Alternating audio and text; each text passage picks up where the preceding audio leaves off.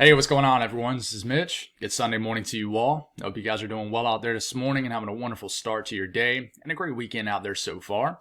Here to bring you the latest on what's going on with the weather. Of course, the first thing we'll discuss is the tropics, and this will take up the majority of the video. We have Tropical Storm Milton out here in the Gulf of Mexico, areas of the Bay of Campeche, and it continues to strengthen. It has overnight. There hasn't been any significant strengthening or rapid intensification or anything like that, but we still have Tropical Storm Milton. This is forecast to become not only a hurricane, but a major hurricane, which is considered a Category 3 or higher storm. So this is very serious, and we got a lot to talk about. We got a lot to break down. The first thing we'll discuss is what's going on with this system right now.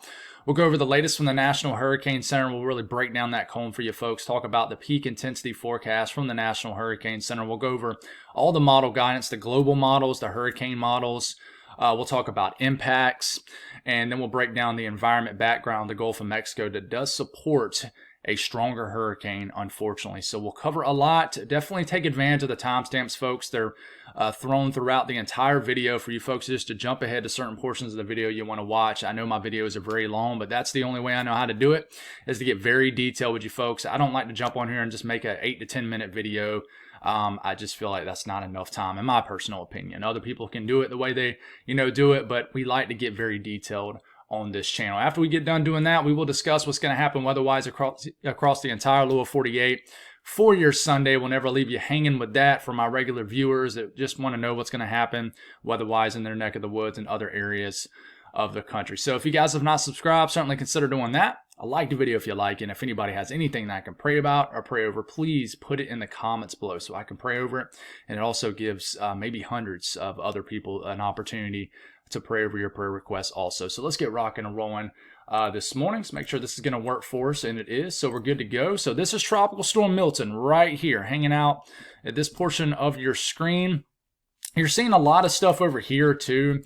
But that is not Tropical Storm Milton. That is just a lot of energy being dispersed eastward from the tropical storm. But this is this is Milton right here. You see the colors here popping off in like reds, yellows, greens, the blacks and whites right in here. The blacks and the whites you see here, even some pinks. This indicates colder cloud tops, which means we have taller updrafts, which means we have deep and healthy convection, which, the structure of this system has been about the same for the last, I would say, 18 to 24 hours. It's moving very slow at basically like at a crawl, like 3 to 5 miles per hour, but it is going to pick up some forward speed as it gets picked up by this westerly flow aloft to the north, and then it starts to head across the entire Gulf of Mexico over the course of the next few days, and then goes right towards the state of Florida. Now, one thing you'll notice with this flow up here is you're seeing a lot of stuff moving this way on your screen. Okay, there's a lot of air being dispersed eastward out away from the tropical storm, and this is causing a lot of rain, kind of a pre-event of a lot of rain that's going to fall well ahead of this tropical system, kind of like Helene, except Helene, it was more south to north. It threw a lot of rain, and that wasn't all because of Helene, by the way. That was because of a stalled frontal boundary, but they kind of worked in tandem to create basically a favored area of a lot of rain into the mountains of North Carolina and surrounding areas. But we're not talking about Helene. We're trying to figure out Milton now. And there's a lot of rising air. Rising air leads to shower and storm activity being dispersed outward from this system across the entire Gulf of Mexico all the way into Florida. So Florida is getting a lot of rain, is what I'm trying to say. Well ahead of this system. Will continue over the next few days to get a lot of moisture before the main show, unfortunately, does impact the entire state. So this is what's going on right now. We'll get this back off your screen, and we'll continue to move forward here. So the latest from the National Hurricane Center, we might have another update here. Let's see if we do. It looks like it's still at the 5 a.m. update. I don't think this is going to change a whole lot. Not going to change any information that I share with you guys in this video. Right now, this is a 50 mile per hour tropical storm. Could become a 55 to 60 mile per hour tropical storm by the time some of you folks watch this. As we get into about 2 p.m. this afternoon, will become a 65 mile per hour tropical storm. By the time we get into around 2 a.m. tonight, 75 mile per hour Category 1 hurricane. It is forecast to intensify into a 105 mile per hour Category 2 hurricane by 2 a.m. Tuesday. And then by 2 p.m. Tuesday, a 115 mile per hour Category 3 major hurricane. And the peak intensity has went up another 5 miles per hour since I made the last video. and now it has it at a 120 mile per hour Category 3 hurricane by 2 a.m. Wednesday.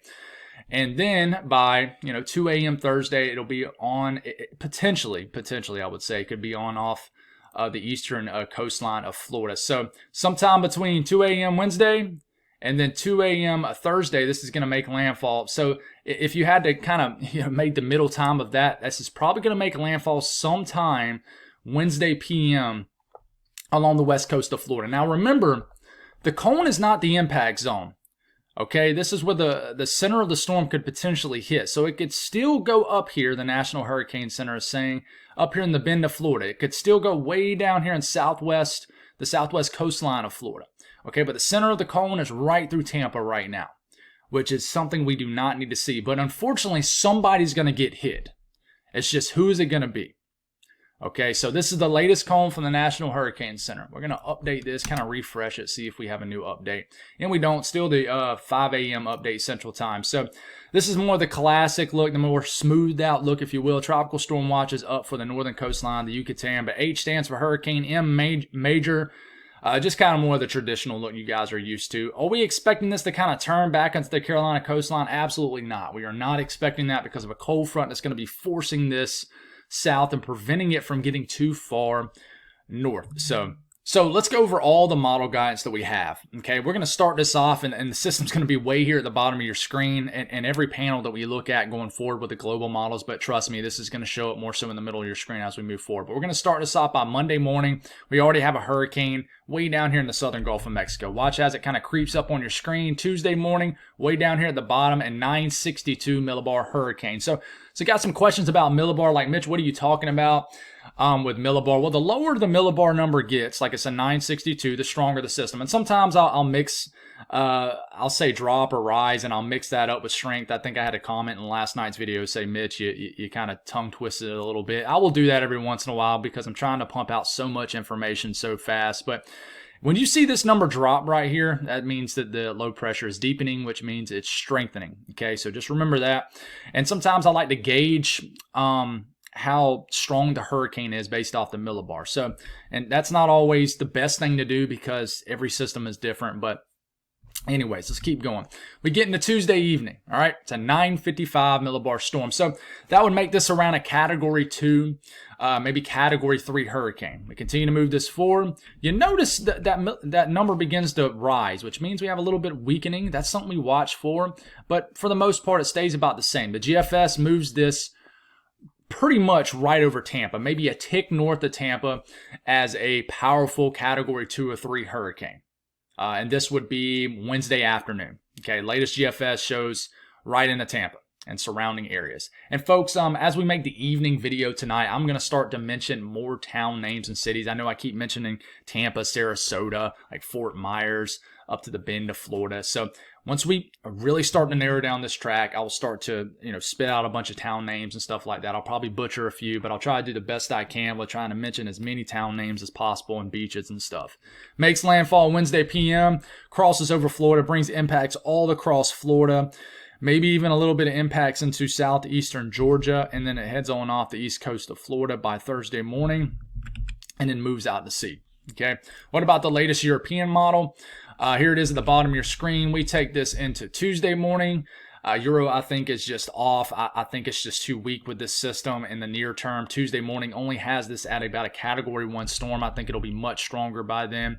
But we're still showing you all the model guides. I like to show it all to you until we get really, really close, when there's no real big point of showing everything after that when we're only 24 hours out. But it does have it at about a Category 2 hurricane, makes landfall a tick south of Tampa, like right over Sarasota, for example, a Wednesday afternoon. Same kind of timeline as the GFS, is around a Category 1 or 2 hurricane.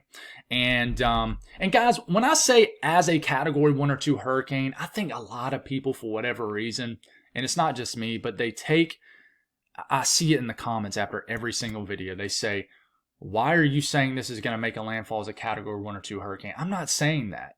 I'm just going over model guidance, guys. That's all I'm doing, and we're trying to compare everything and see if we can almost get like an average of what everything's saying.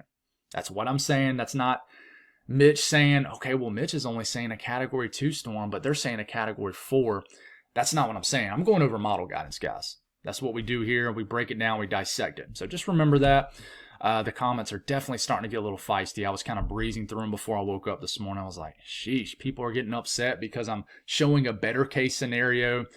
You can tell people almost get offended that I'll say this, and don't want to get down this wormhole. People get upset that the worst case scenario is not happening. And I know you're probably thinking, Mitch, that's not true. Well, it is true. It absolutely is true. People legitimately will say they don't want the worst case scenario to happen, but they really do. That's just how, I think that's just how people are. People are. I don't know why, but I like to show everything and provide my reasoning and my knowledge on why. So this is the Euro AI model, okay, which is something that has always stayed rock solid. I'm starting to really like this model. I'm very interested in how this model is going to do during the winter months, because I'm a big winter weather fan, and hopefully this model is better than some of the other models have been lately. So Tuesday afternoon, we got a 986 millibar Category 1 hurricane, you would say. And but the Euro AI model is still very weak. It's a tick south of Tampa, just further down south, down the west coast of Florida. I really think this will be stronger in this. I like the structure that is showing of the system. It's very top heavy. That makes sense because I think a lot of dry air is going to get wrapped into the southern side of the system, and it makes landfall along the west coast of Florida, brings a lot of impacts across Florida Wednesday afternoon, Wednesday evening. But it definitely doesn't show a higher end scenario. Okay, now let's go over some of these global models. Now, first thing I like to look at before we go over these global models is, man, what is that? Google Translate. Okay. Anyways, is I like to go over what the millibar of this system is currently. So it's right now, it's actually a 1003 millibar tropical storm. Okay, I like to look at that before I go over all the hurricane models, because I want to see how the hurricane models are initializing. Some of them could be initializing too strong, too low of a millibar, too high, etc. So right now it's a 1003 millibar low. Okay. So right off the dot, we'll look at the HWRF model, which, by the way, is the latest 06Z HWRF. So it's the latest model we got. Okay. It's already initializing way too strong. Not way too strong, but it's initializing as a 994 system. So a little bit too strong. Okay. Now, we continue to move forward here. The HWRF model doesn't show much strengthening between now and the next about 12 hours. We take it to about Monday morning. It wants to dramatically deepen this to a 950 millibar hurricane. By tomorrow morning, 24 hours from now, it drops this about 50 millibars. Seems kind of suspect there. I don't know about that, but we'll see. We'll see. 950, all right, major hurricane. We keep this going here, and we're only going to be able to go 66 hours out because the completion of the run isn't through yet. But we start to get into Tuesday morning. It deepens this to just about a Category 4 or 5 hurricane by Tuesday morning. And then it continues its track right towards Florida, and this is as far out as we can go. It takes it to just about Category 5 status by Tuesday evening as it heads towards Florida. But unfortunately, we only have 66 hours out, so it doesn't show the completion of the run. What about the HMOM model? We will have the completion of the run on this. So it's initializing this as a 1000 millibar low, and that's much better. That's only a few millibars off. Okay, so HMON model initializing much better. We take this to about tomorrow morning.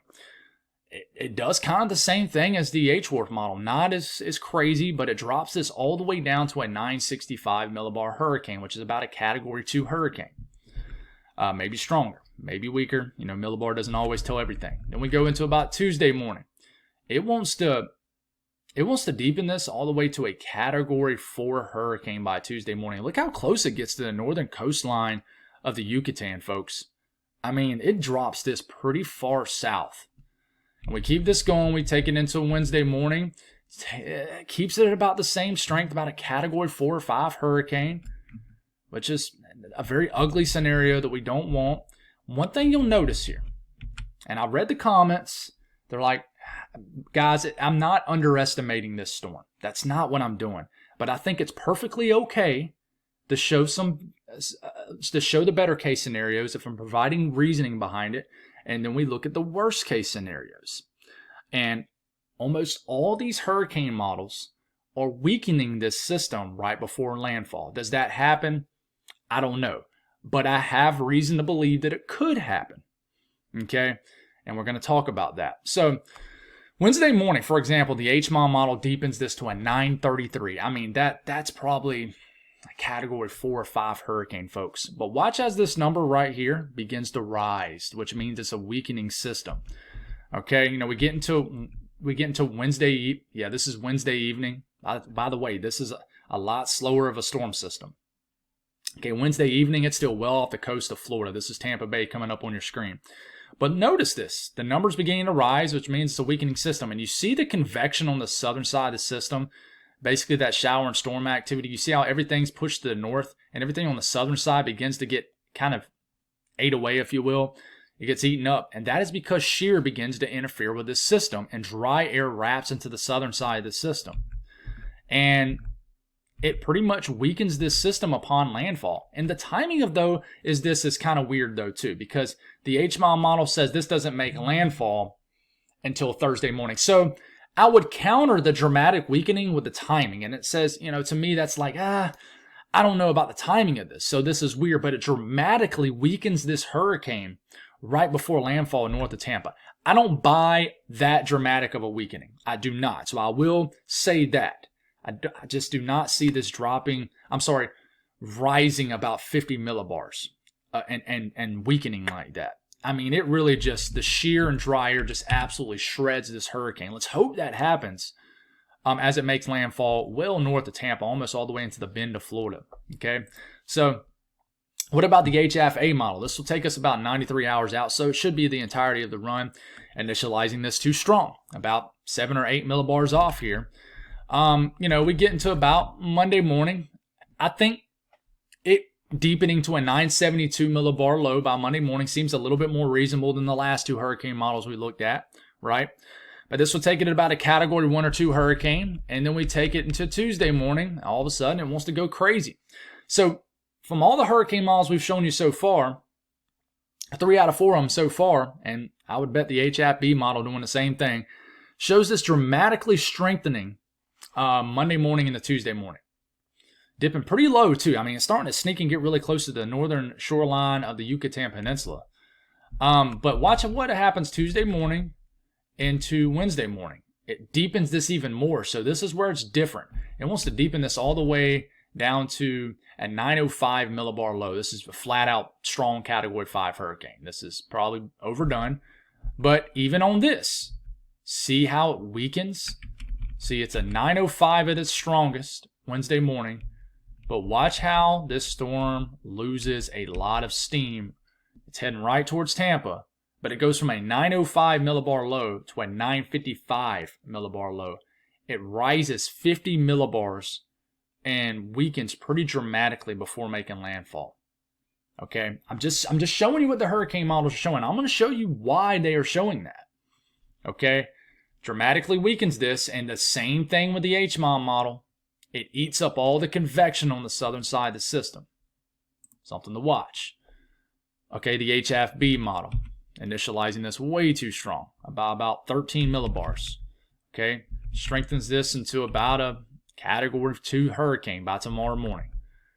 I'm not sure if I even buy that, but we'll see what happens. I definitely could see it. And the HFB model goes absolutely crazy with this and deepens this into a 908 millibar category 5 hurricane by Tuesday morning.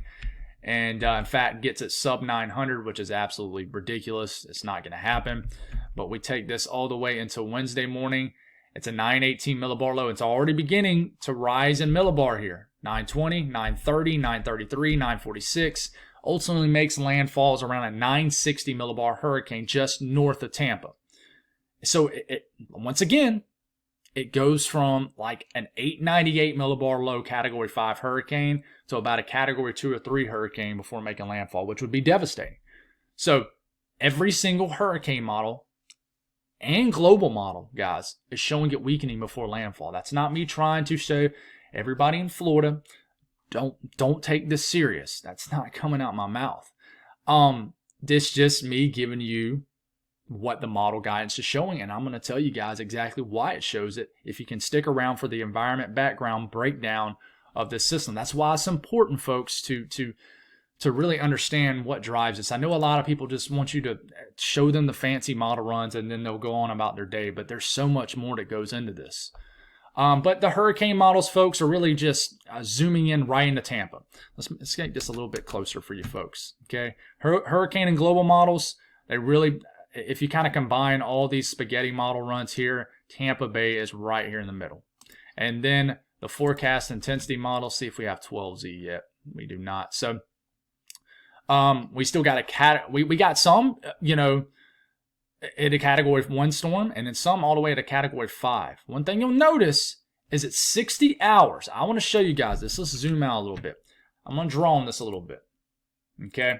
It's a great example of this. 60-hour mark. So right here in this area, okay, on all model guidance, this thing spikes.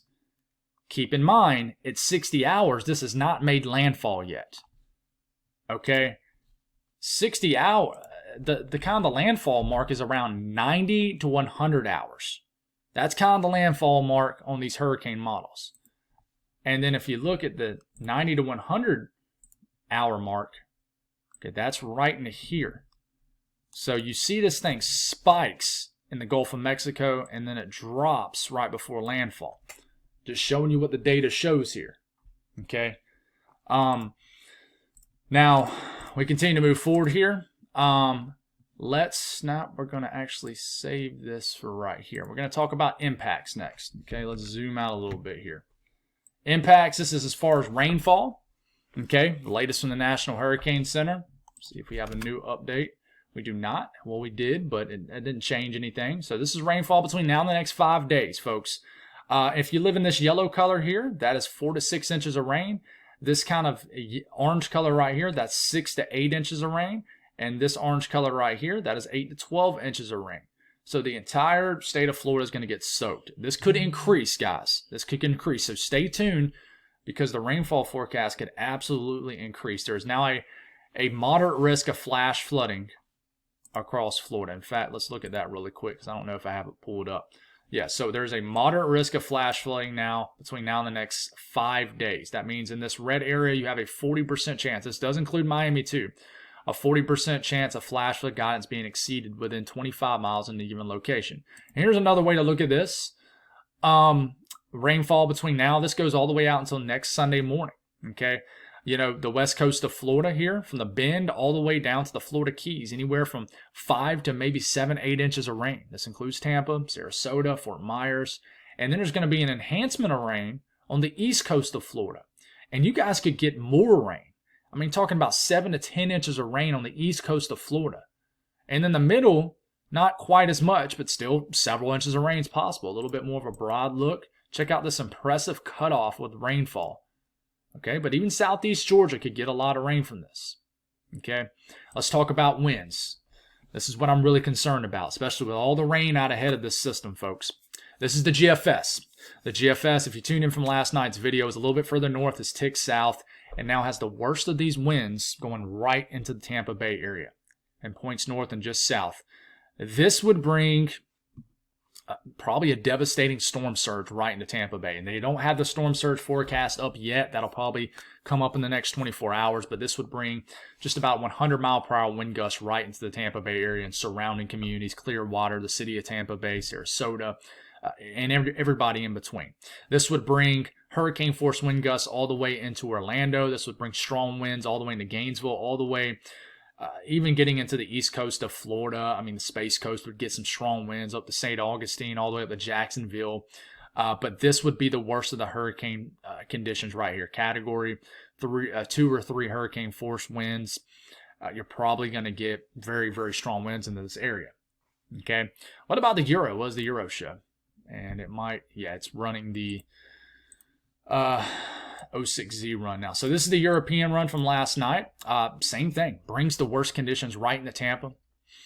75 to 80, even some pockets of 85 to 90 mile per hour wind gusts right into this area. Not quite as strong as what the GFS is showing, but it just brings widespread 40 to 60 mile per hour wind gusts across the entire peninsula of Florida. But of course, wherever the core of this system hits on the west coast of Florida, it's going to be the worst. And we just still got to figure that out. Do we get an onshore flow into Tampa Bay or an offshore flow? That is huge. And it's always tough to predict that because it just depends on what side of the center of low pressure of the cyclonic flow you're on. So that's a big one we got to figure out. The National Weather Service forecast, we're still not in range of it yet. I don't think we're not, but we will be in range of it here shortly, probably in the next 24 hours. It only goes out about 62 hours, so we're not quite in range of that. But you know, some of these, I will show you. Let's see if we can look at it here. Let's just hold off. Let's hold off on the hurricane models. And if you look at the blend of all models here, which I don't like to look at too much because it underdoes stuff. But yeah, there's that. But you know, looking at that GFS again, that is definitely alarming. You look at the Canadian model too, and it definitely just shows a very weak scenario. And I don't think the ICON model shows anything for us. I think it just shows, yeah, we checked this out last night. The ICON model, here it comes. It wants to bring this much further south, and these are just wind speeds, not gusts.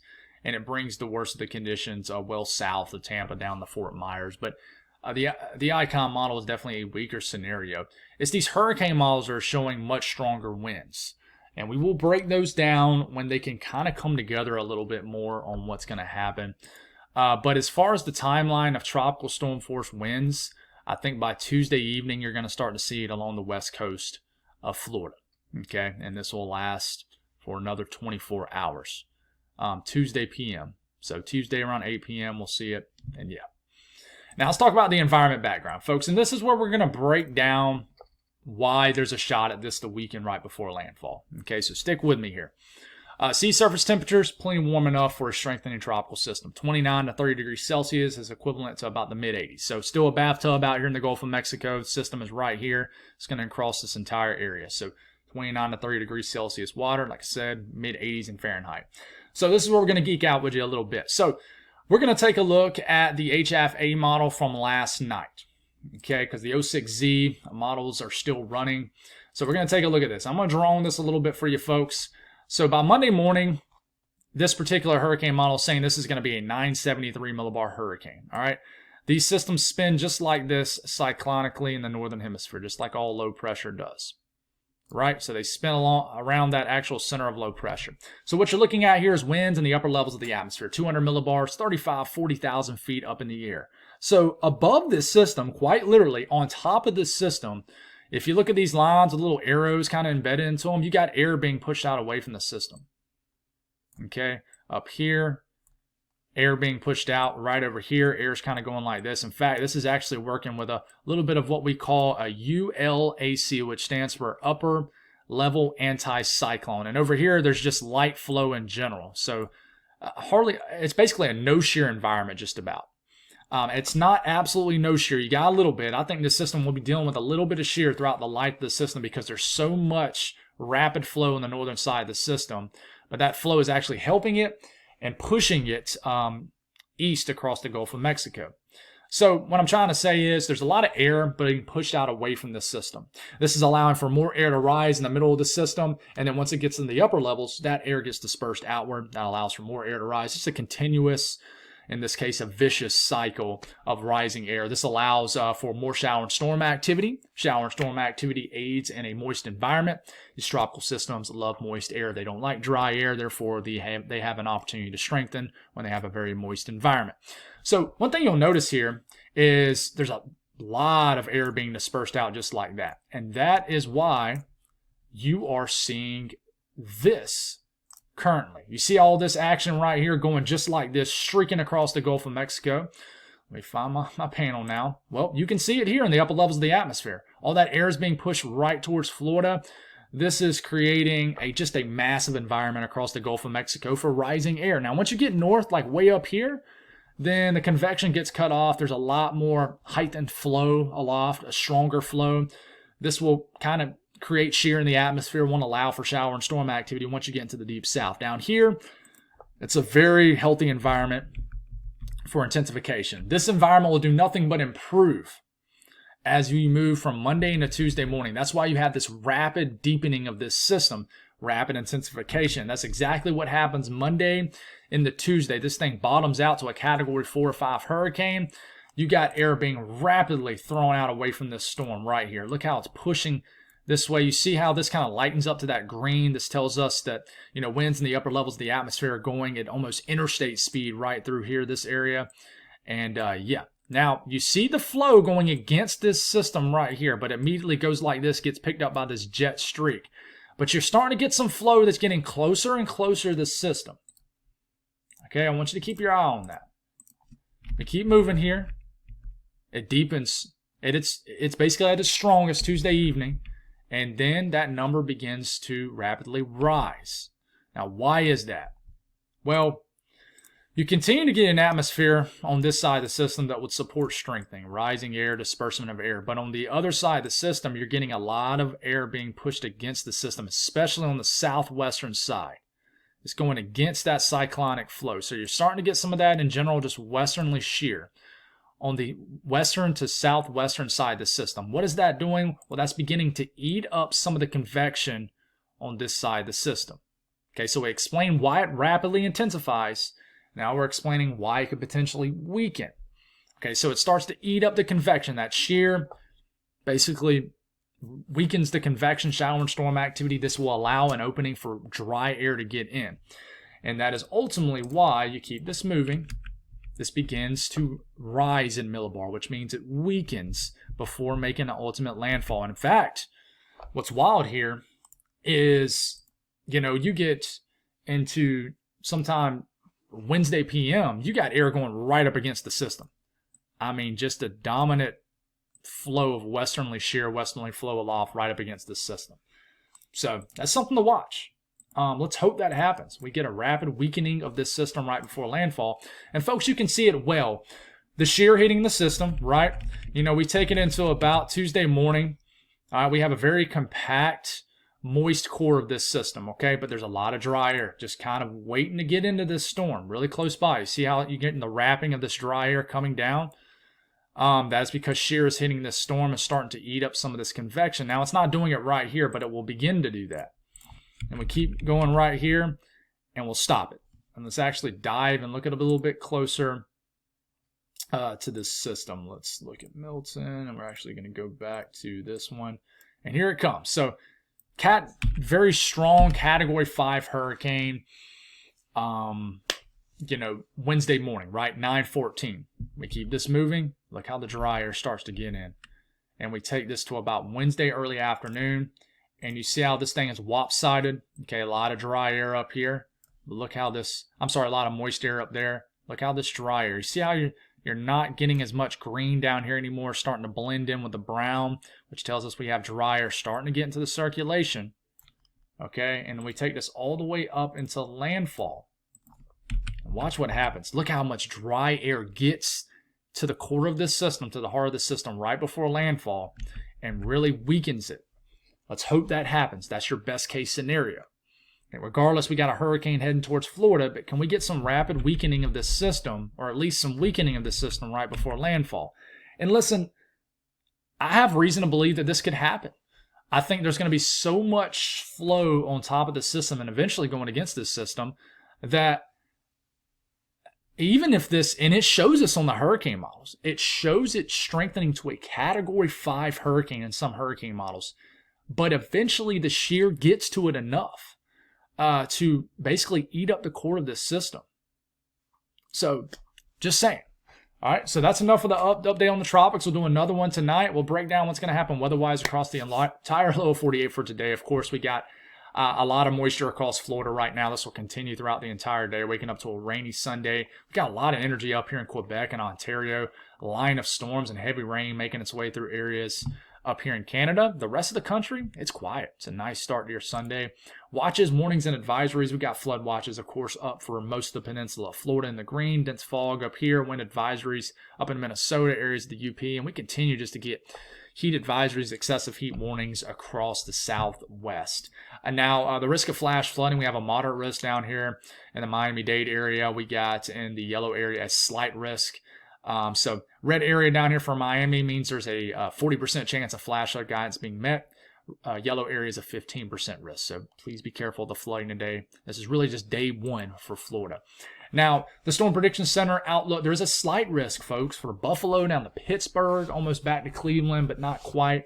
I mean, but even Rochester, all the way down to Charleston, West Virginia, almost over to Columbus, Ohio, could get some strong to severe storms today. There is a 2% risk of a tornado in the green area. And then in the wind outlook here, there's a 15% risk of winds exceeding 55 to 60 miles per hour.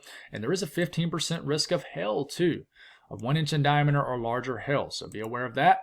Let's talk about the southeast first. We'll start off this morning. A lot of rain dancing around Florida. And that's about it. Some rain is making it up to southeast Georgia, too. Don't expect a ton up there, but we get into this evening, just a rainy night all the way into tomorrow morning will be a rainy morning, too. And we'll just take a closer look at Florida here.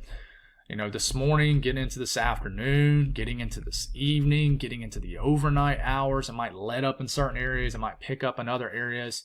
Could get a few inches of rain today. So a lot of rain expected for the peninsula of Florida. Like I said, this is day one. Yesterday was your big day to prepare. If you're preparing today, which I know a lot of people are, you're going to have to deal with a lot of rain, unfortunately. The Northeast, we got this line of energy that's going to surge down, so storms will erupt here in Northeast Ohio, Northwest PA.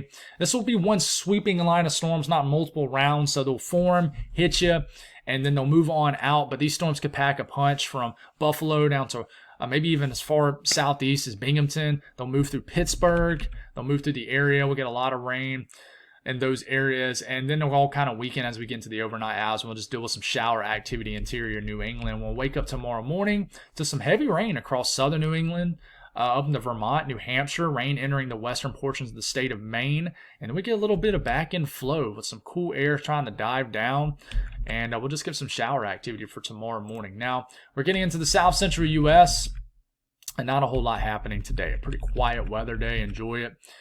There really isn't anything to speak on in the south central U.S. The north central U.S., kind of the same deal.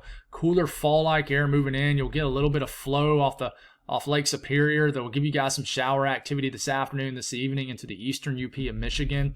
And this will eventually get all the way down into northern lower Michigan and eventually all the way into southern Ontario overnight tonight. Maybe some shower activity will greet you guys in the upper Midwest by tomorrow morning. The western U.S., quiet also. Beautiful day expected, just hot across the southwest. And then temperatures, big warm day ahead of this cold front, across the Ohio Valley down to the Mississippi Valley, south central U.S., deep south. Another warm day, but you can see glory coming. Look at this cold front that we've been talking about a little bit on and off. On the way, it'll be downright chilly up here in the UP of Michigan. Highs maybe only in the 50s. So cold front coming for everybody. All right, it's hot in the southwest. It's a nice day in the northern plains. It's nice across the northern and central Rockies. So that's all I got, guys. Thank y'all for tuning in. God bless everybody. Whew, this is a long video. I'll talk to you again tonight. God bless.